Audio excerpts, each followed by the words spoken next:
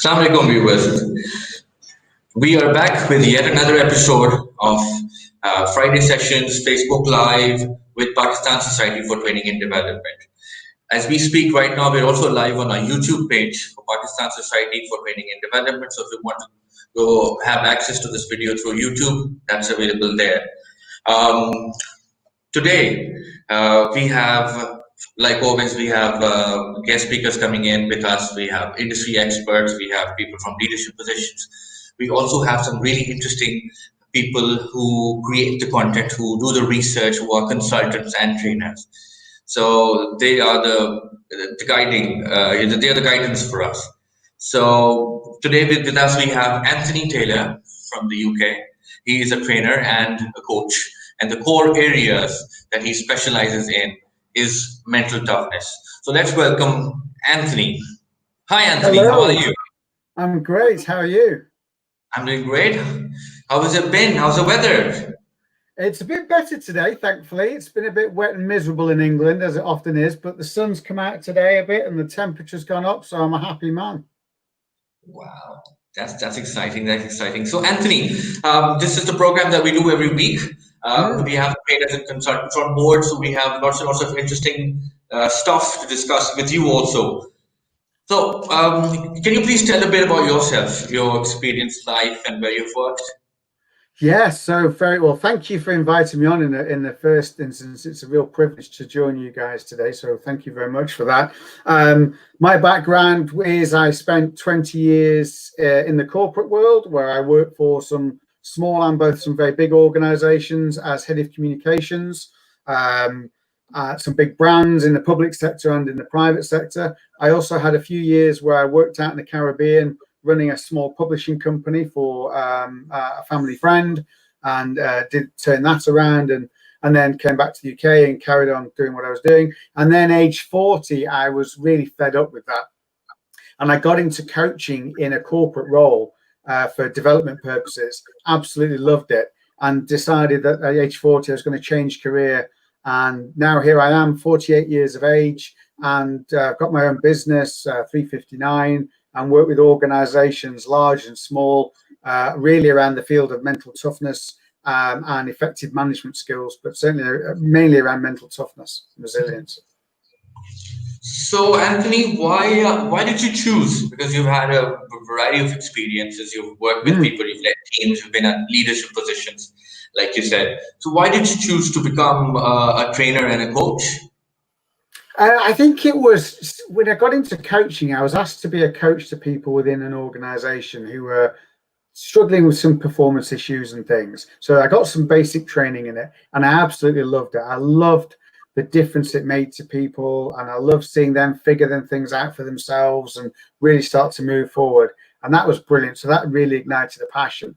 Why, in terms of settling on mental toughness, really, and effective management, I guess I've been really lucky to work for some fantastic managers in my time. And I've also been unfortunate to work, well, no, I've also been lucky to work for some really bad ones. And I know the difference that it has between working for a great manager, someone that really develops you and coaches you and challenges you in a good way, and someone that's very different from that. And also the impact it has on your self-esteem, your confidence, your ability to do the job, your home life even.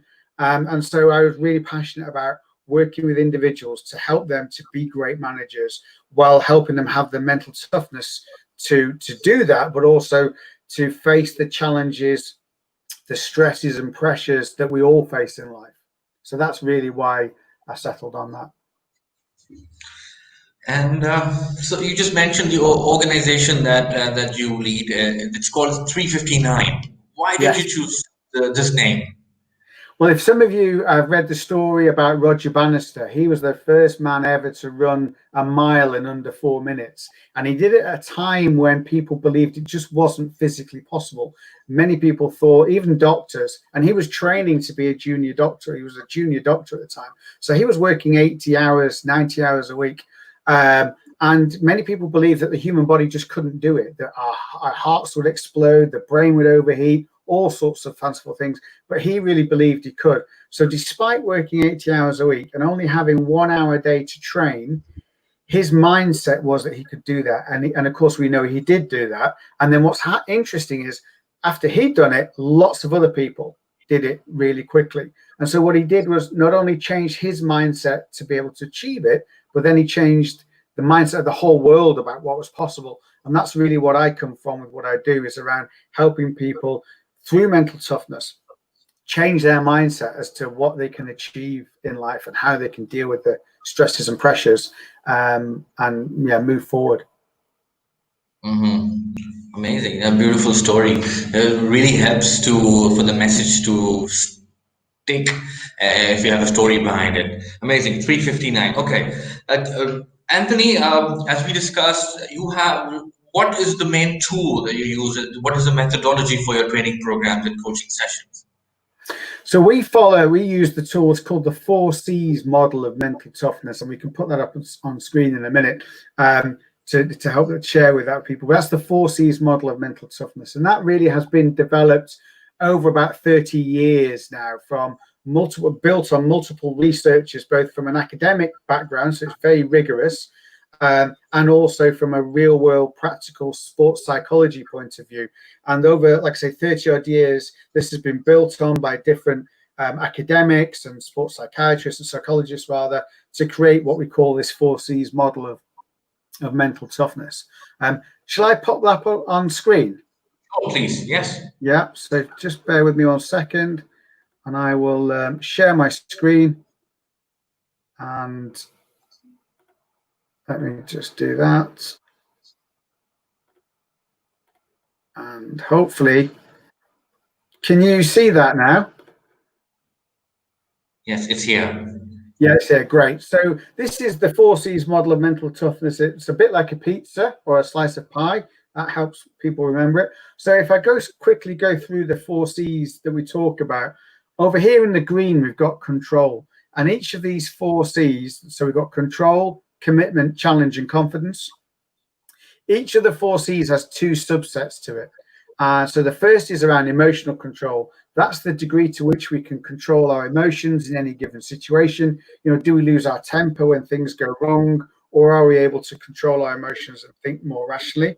And then life control, and that's very much about the control that we feel we have in life over our circumstances, the things that affect us.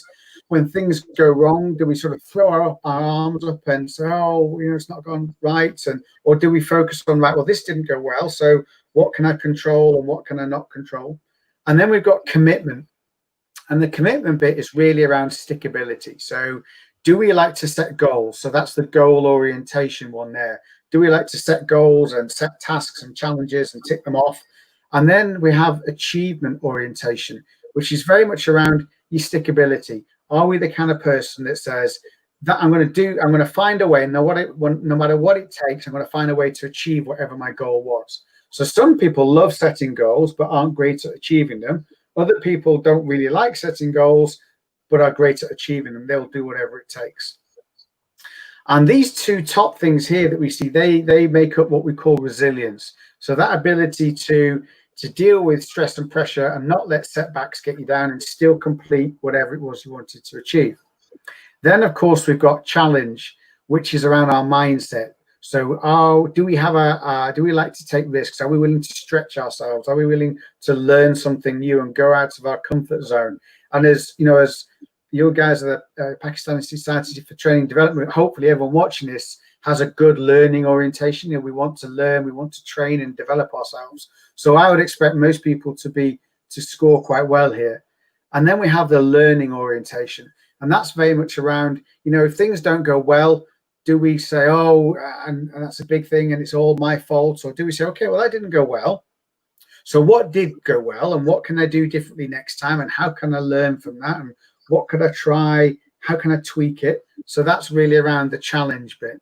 And then lastly, we've got confidence, interpersonal confidence, which is all about our ability to talk to and influence and relate to other people and stand our ground and put our point of view forward and have that kind of constructive debate, even if somebody disagree with us.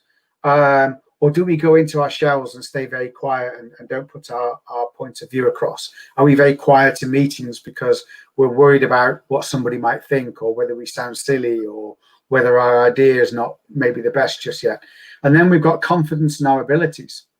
And those are, just as it says, really, confidence in our abilities, in our skills and our experience, all those kind of things. So you can have someone who's got great interpersonal confidence, really bubbly and confident, but then may be quite low in their confidence in their abilities, and they use their interpersonal confidence to mask maybe a low confidence in their abilities. So this is the 4Cs model, and this is the tool that we use to be able to assess people. So I'm just going to stop sharing now and come back. Great, that's amazing. That's amazing. So, Anthony, for these, if I divide the entire model into 4 quadrants, Yes.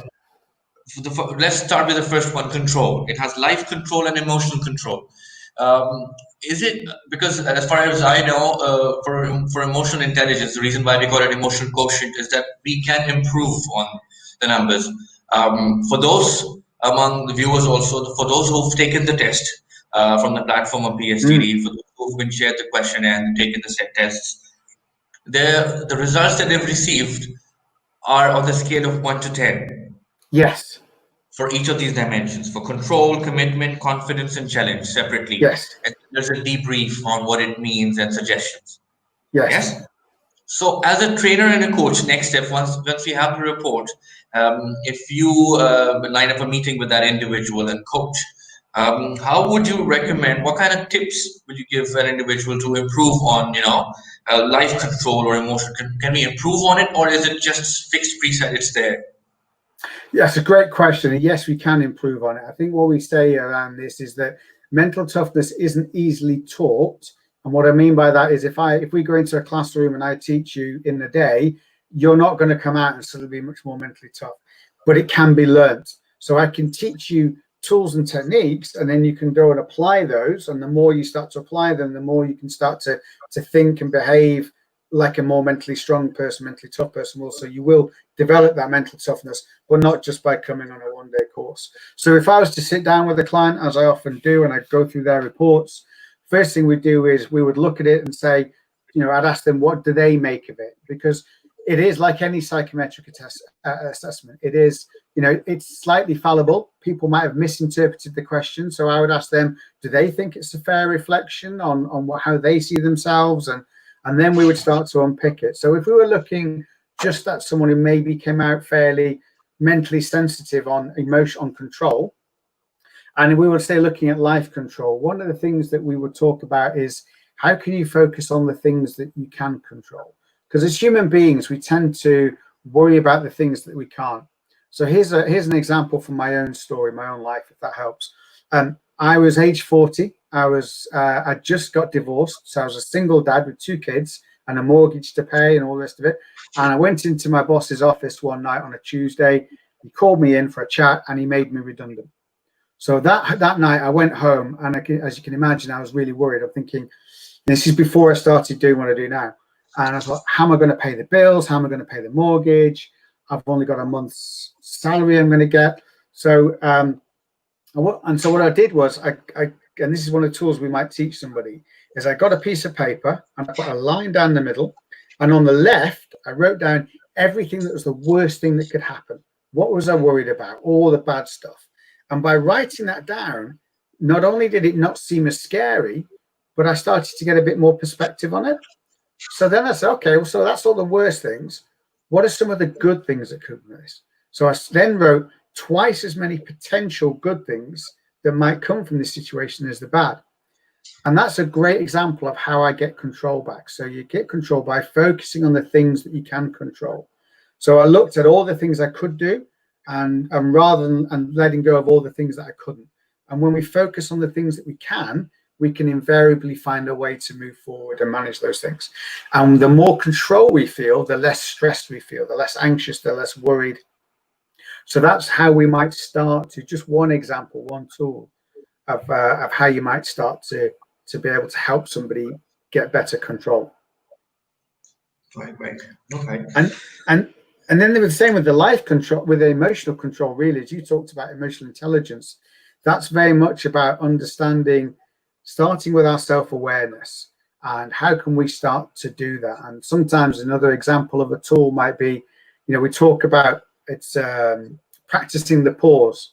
So if something happens to us, and then it's our response. So quite often something happens and we immediately respond. Whereas actually, if we can practice the pause between responding and react, or the event happening and our response, then we're better able to choose our emotion to say, is that really the right way to deal with this? Or actually, would it be better if I was a bit calmer? So we might look at tools that we can manage our emotional control. Those could be breathing techniques. They might be mindfulness, in terms of, we know that people who practice mindfulness, meditation, have a much higher degree of emotional control than people that don't. So those are just some of the kind of tools and techniques. What about risk? Goal orientation. The part where you take the challenges, risk orientation. What about that? What kind of tips will you want? Because I personally, if you ask me, I tend to not go for taking too many risks in my day-to-day life. Yes. So again, that's very much it's the mindset thing, isn't it? About, do we like to take some of those risks? And I know some of that is, very much a kind of personality bit. Some people are more risk averse than others. Some of us, like myself, are very, I quite like to take risks. I'll try and think things through, but not always as well as perhaps I should. And so it's about that. In terms of getting people to move forward, it's very much about how do we start to evaluate it, and thinking about times in your life when you have adopted a risky or did something that was a bit different, a bit challenging, a bit risky. What did you learn from that? Did your worst fears happen? Because a lot of the time, there's the things that we worry about are kind of in this big circle, and then there's the things that actually happen, which is about here. And most of the time, as human beings, we're worried about all these things that might happen, but actually what really happens is about here. So it's about how we can start to change our perception to that potential risk. And when you start to de-risk it and break it down, and then actually you can start to maybe get out of your comfort zone a bit more. Really interesting word that you use there, de-risking things. It's you break down problems and you actually try to figure out how to redefine the size of the problem. Yes. The two circles that you just mentioned. Great. Interpersonal confidence. How to improve on that, Anthony? I guess it's a great question. With all these things, it's a slow, steady thing. So sometimes it's just about getting people to try that first step, to think about times when they've had ideas that have had grounding, to sometimes realize that the way perhaps they see themselves is not the way that others do. And sometimes other people can see, they've got a lot more skills. Thinking back to the times when you have achieved things and you have, perhaps surprised yourself and gone outside of yourself. And so really focusing on strengths, really focusing on those things that you've got to start to build up that confidence. Sometimes, the interpersonal confidence is putting yourself deliberately. So we talk about it in a way, if you get desensitized to things. So one of the things, when I started out my business, I need to go and obviously win clients and find sales, and I was really nervous about rejection, about being told, no, we don't want to work with you, or not for us, thank you. And it felt very personal. So what I did was set myself a challenge to get rejected 100 times. And when you go to do that, then suddenly it stops being scary. And when you start to replace, well, what's the worst that can happen? A lot of the time we worry about things that are not going to happen. And when we realize, well, I'm not going to die, I'm not going to get physically injured just because somebody said no to me. And the more that we sort of get out of that and build that up. So it might be just, somebody getting them to go and speak to strangers in the street. Go and speak to one new stranger in the street, in the shop, just say hello or make a conversation, and that starts to build up their confidence. And then the more they can start to build up those interpersonal confidence, the more they can keep practicing, and they get better and they get better, and they can start to kind of build it up that way. Or maybe it's just, I'm going to say one thing in a meeting. So if you're somebody who really doesn't like to put their hand up in a meeting, you're just going to say, I'm going to just contribute one idea in a meeting, and then start to do that on a regular basis. And then you start, well, actually nothing bad happened. And then maybe you'll start to contribute two ideas, and it's about building up incrementally, slowly. So the name of the game, just keep trying. I've seen people in my life, and as a student, when I was entering my corporate life, I was given this feedback of being underconfident on things. You know, the way I portray myself, the way I raise my hand and ask questions or raise any concerns. I used to be reluctant, and I used to join these workshops where I really wanted to learn how to build on confidence. Later on, I was thrown into situations, and I took that risk of going in and trying out new things. So the confidence that I believe that I have now has always come from those experiences. So unless you don't go get that experience, you can't sit in and read a book maybe or attend a training program and one fine day become out of the room. You're the confident guy. And it takes time, and you need to again take that risk, get in, experience it, and then you will be confident teaching people how to do it and telling people with confidence, hey, I tried it and I'm out of it now, and it's no big deal, right? Yeah, and I think you're absolutely right. It's the real true confidence comes from mastery. It comes from being able to do something. And one of the great ways, as you said, it's just about doing it, starting small, taking the setbacks and the failures. What can I learn from that? What can I do better next time? Keep practicing and practicing is absolutely the best way. And even for someone like me, I remember 2 years ago, I've done a bit of public speaking in the past, 20, 30 people. And I was asked to do a motivational talk to 300 people in a huge conference. And I remember, so I hired a coach, and I practiced and rehearsed. But 2 minutes before I was due to get up on stage, my mouth went dry, and my nerves were going like mad, and I did not want to get up. And I forced myself to do a couple of things. One is I grabbed a pen and paper again. And just before I was due to go up, I wrote down everything that I was worried about. And again, by writing things down, it suddenly started to lower my stress response. Then I did a quick breathing technique that we do. And then I got up on stage. And as soon as I started, all the nerves fell away. And I did my talk, and I loved it. Now, if I go up and stand on stage to 250, 300 people, which I do fairly often, not a problem at all. But it only comes with starting and doing those little things. So you're absolutely right, from mastery, really. Great. So since you have been doing this, you are taking tests from people. People have been submitting the reports. Do you have a perspective, like what kind of reports do you? Because you said you have some data to share with us. Yes, so let me just pull up a screen. So we've seen the 4Cs model that I've shown you before, the pizza model, if you remember that. What I'm going to show you now is how the reports might look. So just bear me 1 second again. So I will share that. Oops. So this is, so let me see. So this here, I'll go to, can you see this one first? So this is what the scores look like for somebody. If we do the full MTQ plus, where you start to see a score for every person. Now, this is a particular person, a guy called, well, it's not his real name, but we call him Mark, but this is a real person that we did some coaching with. And as you can see, he's really high in mental toughness all the way across the board.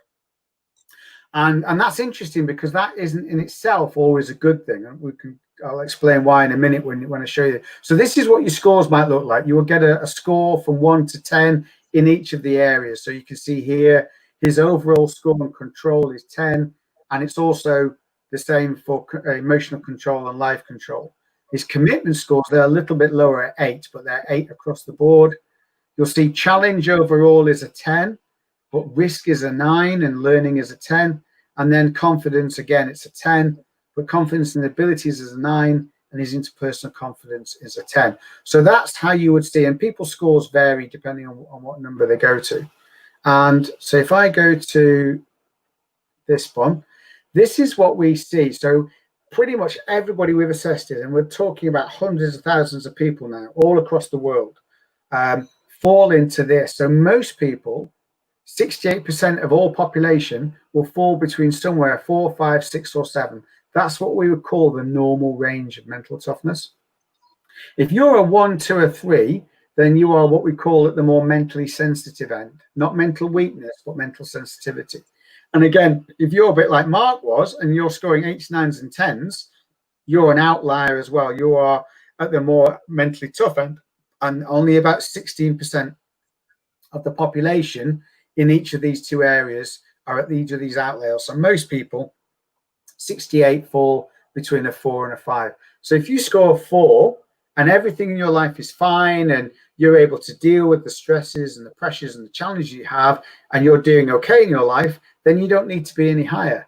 But if you are struggling a bit, maybe lacking some confidence, or maybe overall things are getting you down, or you're just challenging, then you might benefit from working with a coach or a trainer and looking at how you can develop your mental toughness to try to move your scores up to maybe a 5 or maybe even a 6 possibly. So does that help explain? Yes, it does. Yes, it does.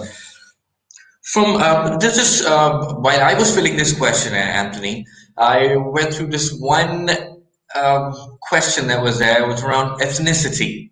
Why was that there? Do you have some quantitative analysis on? Does it really matter from region to region, the resilience and the toughness in people?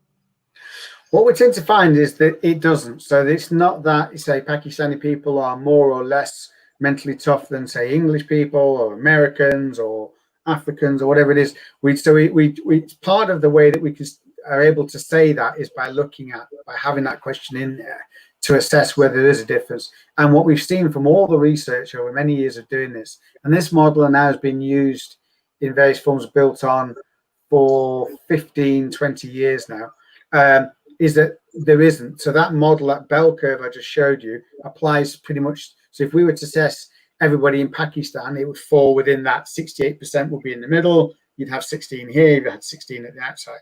And that would be the same in the UK or in America. So it isn't, ethnicity isn't an issue.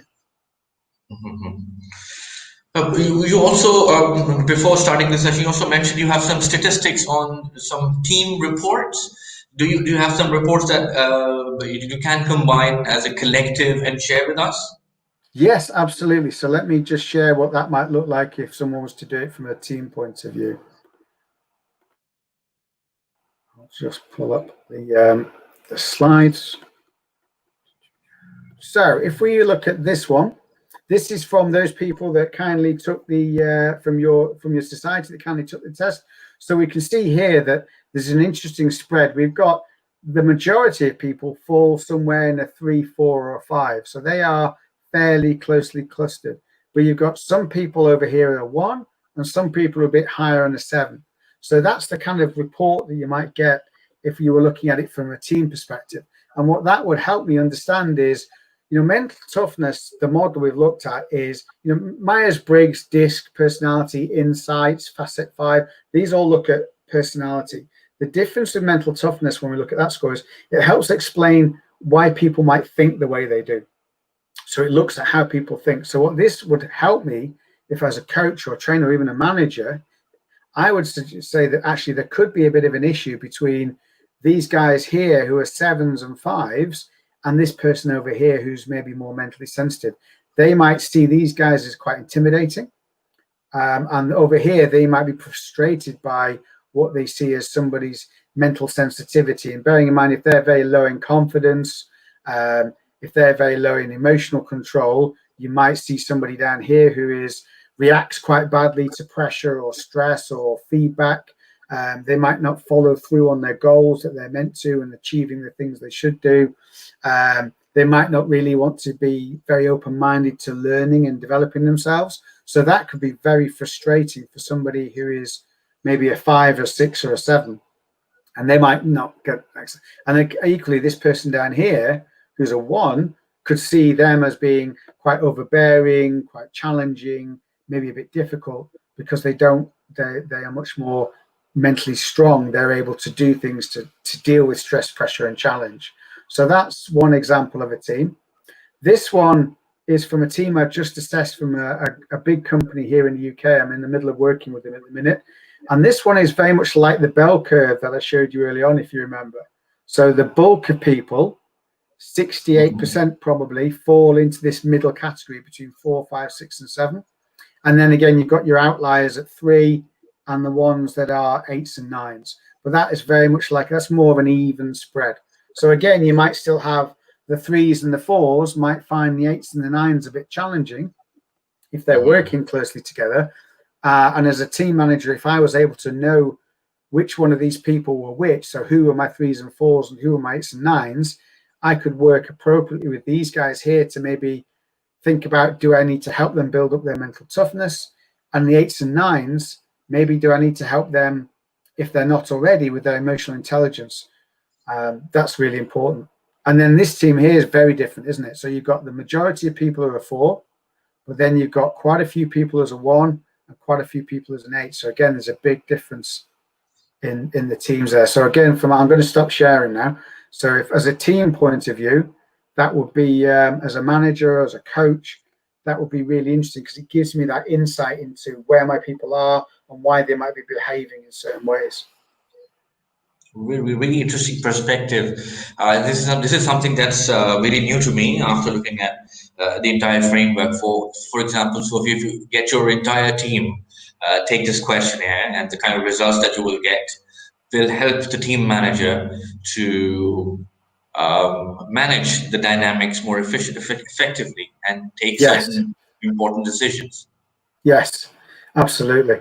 And you know, I've got another example with a team where we had one. So the lady who's the boss, the manager, was a 3. The next guy down from her direct report was a 4. The lady that reported to him was a 6, and the lady below her at the bottom, she was a 3. And the problem was there was some conflict going on in the middle. So the lady who's a 6 was really frustrated with the girl who's a 3 because she just wouldn't follow through and she wouldn't come up with ideas. She was frustrated with her boss that was the 4 because he'd say, yeah, I'll get that report to you by tomorrow, and he wouldn't do it. And then he'd say, well, I'm going to have to push it back till Monday or whenever it was. And she'd get frustrated that he wouldn't do what he said he was going to do when he said he was going to do it. And then she was also frustrated because she was much more mentally tough than the boss, the manager, who was a 3. So there's a real source of friction going on there. So it was useful for us to be able to assess them and then help each of them understand why they were behaving in certain ways and what were their strengths and weaknesses. Then they could start to collaborate better, to work better and understand each other better. But Anthony, as far as I have the kind of experience of consulting and training, I believe it becomes a lot easier for an outside person, as a consultant from the outside coming in, to have that sort of perspective.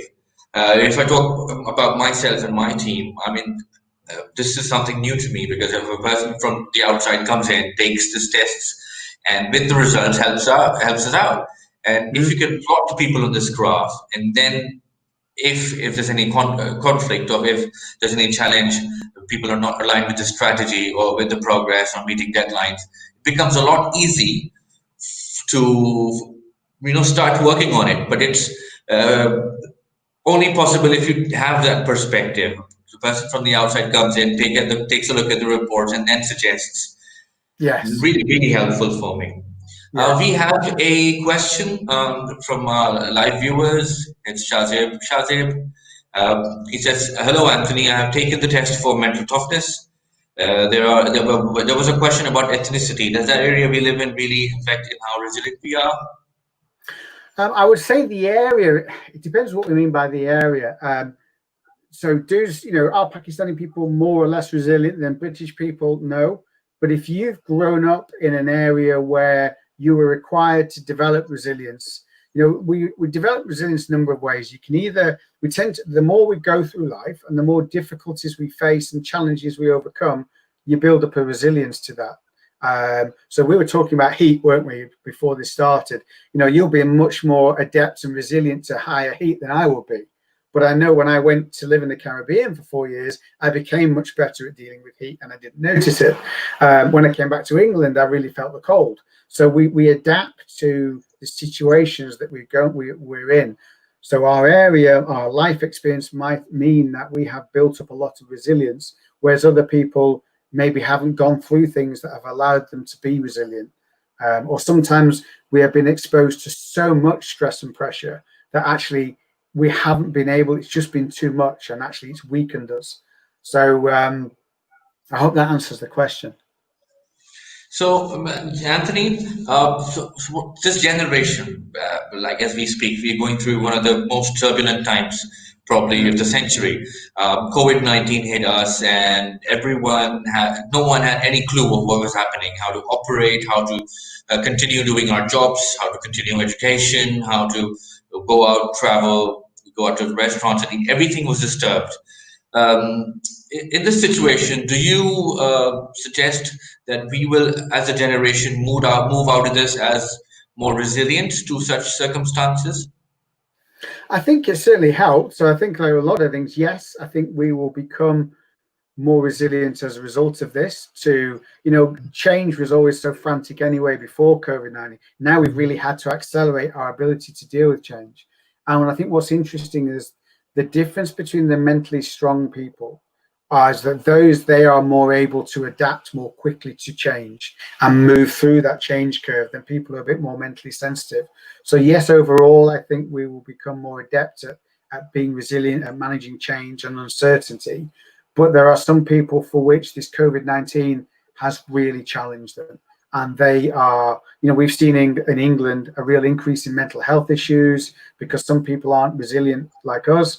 So we've seen an increase in that, and stress and challenge and all those things. So some people, like anything, will be able to adapt to it much better than others. But I think overall, yes, I think, we'll be able to adapt to that. We have another interesting question from Asif Khan. He says, and this is fascinating, how do you interpret getting the right people on the bus in light of this framework? Also, have you seen any trends for certain types of businesses or industries? That's a great question, Asif. I think it's really useful as well. So we can use the mental toughness assessment that we've just shown you in our recruitment practices as well, in terms of if we know, say you run a contact center and you've got some high performers over here, what you can do is assess those guys and look at what their mental toughness is. And if you know that actually you need to be at least a 5 and you want to recruit somebody but they're coming in as a 3, you've got to question whether they're going to be able to do the job. So it's great because it gives you that insight into how somebody thinks in those 4 different domains that we talked about. So it can be a really useful for a tool to help you get the right people on the bus, like Asif is talking about, and making sure they're in the right places. In terms of trends, it's interesting. I think what I did notice, I recently worked with 27 global directors from HSBC and another big company who had a big contract with HSBC. And what's interesting, these are global directors, big salaries. On average, they were only a 7 out of 10. So it's not that you have to be an 8, 9, or 10 to be able to hold a high position. It's not that about that at all. And if we go back to that score that I talked about with Mark, if you remember, these were the really high scores. He was actually having problems. So he was 6 months in. He was a new director in the team. After 6 months, his team the sickness absence was going up. There were complaints about him. Mark himself was feeling really burnt out. His relationship with his boss wasn't very good, and he was wondering whether actually he'd made the right decision in joining that company. And the problem was his high scores. Because he didn't have the emotional intelligence, he was pushing ahead like mad, really strong. Because he had such high emotional control, his team couldn't read him. He was deadpan face. So they didn't warm to him. They didn't engage with him. He was pushing them too hard. So he was burning himself out and he was burning them out. What we were able to do was coach Mark and say, actually, you're here, but your team are over here. They're only 4s and 5s. So this is how they see things. This is how they think. If you want to move them forward, you've got to meet them where they are and bring them forward bit by bit, rather than pushing ahead so fast. So we were able to work with Mark to improve his emotional intelligence that you talked about. And then then things got better within the team, and within a few months, everything was much better. So hopefully that'll answer Asif's question. Another question on this, it says, How will you prioritize the four C's? In any case, if I miss any C, how will it affect the result? Well, you can't really miss any C in terms of if you've done the questionnaire properly, you'll be assessed in all the C's. In terms of prioritizing the four C's, if I'm working with a client one-to-one, I'd say, if we'd certainly look at the scores, and if they were sort of 4s and 5s or 6 or 7s, but there was one that was, so I was working with a managing director of a recycling business, and he was 7s and 8s, but on confidence, he was a 2. So we decided to unpick that. I said, well, what's going on here? What's happened that I don't know as to why you might be a 2? And what he shared with me was that his overall main business was going quite well, but he had a couple of other small businesses, and they weren't doing so well. One had failed and the other one was struggling, and that had really knocked his confidence. So in that situation, I would say, right, we weren't going to work on these because he doesn't need any work. What we do need to do is work on his confidence. So that's what we did over 2 or 3 sessions. We just worked on building his confidence back up. So he didn't need any help on any of the others. It was just on that. So you'd look at someone's report and you would, with them, make the decision on what are the areas that you want to improve upon. That's how I do it with a client. Great. So we've covered pretty much most of the tool, the framework, the 4C model of mental toughness. Let's just try and summarize it, Anthony. For example, if someone among our viewers also, and for the people who are going to watch it later, what is the process of getting into a training program for this? Will they have to go through the questionnaire first, or what's the process like, the entire process?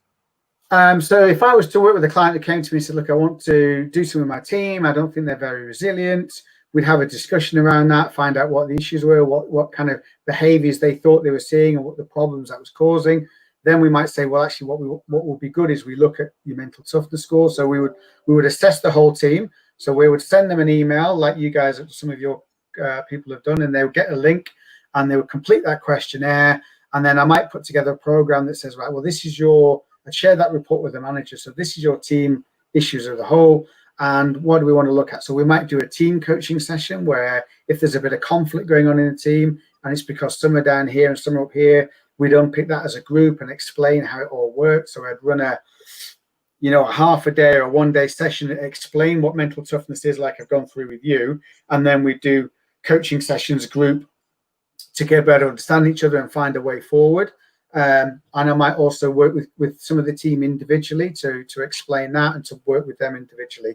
And put together a program very much depending on what the issues and challenges were and what their needs were, what were they trying to achieve as a result of that. So it can include everything from online sessions, which we're doing a lot more of because of COVID-19, to team coaching, individual coaching, those kind of things. So you also conduct programs, the training program that you said, these are all virtual programs? Yeah, so I can run them online. So what I've been doing with this big company in England, because we can't obviously meet, is they came to me with this problem. They've got about 200 staff. They're in the middle of delivering some really big IT projects. They've been doing that for 18 months. They've got 6 more months to go. They're starting to feel that people are getting a bit jaded, a bit burnt out. So they said, look, we need to know what's going on and how can we see it. So one of the things I said was, right, well, what we'll do, let's assess everyone's mental toughness. And you can do that by team. So we assessed everybody, but we did it by team. So I showed you some of the results.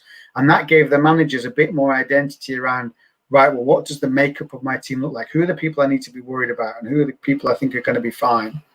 And then I was able to look at some of the characteristics around, what were some of the tools and techniques they knew, how burnt out were they feeling? And then from next week, I'll actually be delivering some. So I ran some sessions this week with their managers to go through and explain the scores like I've done with you. That took about 2 hours. So they got to understand mental toughness and we went to a bit more detail. And then next week, I'm running a 90-minute session with some of their guys about how to maintain their resilience over the next 6 months, looking at some tools and techniques, thinking also about energy management. So a lot of resilience isn't just about pushing forward, but it's about knowing when to relax and when to rest. Because if you don't manage your energy levels mentally, physically, emotionally, and spiritually, you're not be able to be resilient. So that's what I'll be delivering online next week. Great, amazing, interesting, very interesting. So I believe these kind of programs backed by a tool with a proper inventory of questions filled by the participants does not include any fluff. It's very Yeah. much directed. It helps the trainer and the participant to focus on what needs to be talked on next. And it also has an action plan at the end of the program where you work and then you come in for a follow-up session. Thank you so Yes. much, Anthony. Thank you so much for your time. Thank you so much for making. Thank you, the viewers of Pakistan Society for Training and Development, for access to Anthony's programs and for having an access to for registering to have an access to this questionnaire. Please log on to our website www.pstd.com.pk. And you can also contact us on our numbers. We'll get in touch with you. We will custom tailor for individuals, for managers, for the entire team. As we just discussed, we can have team scores, and we can also figure out if we can resolve conflicts in the team. And we can also plan, make development plans for individuals accordingly. And this is it from us. This video will be there available on YouTube and Facebook of Pakistan Society for Training and Development. Our pages are there. Please feel free to share, recommend it to your colleagues and friends, and keep learning. Thank you so much, Anthony. Thank you for having me. It's been a pleasure. I hope people have got value from it and find it useful. Yeah, it was very, very useful. Thank you so much for your time. Have a good day. You too. Take care. Take care. Bye-bye. Bye-bye.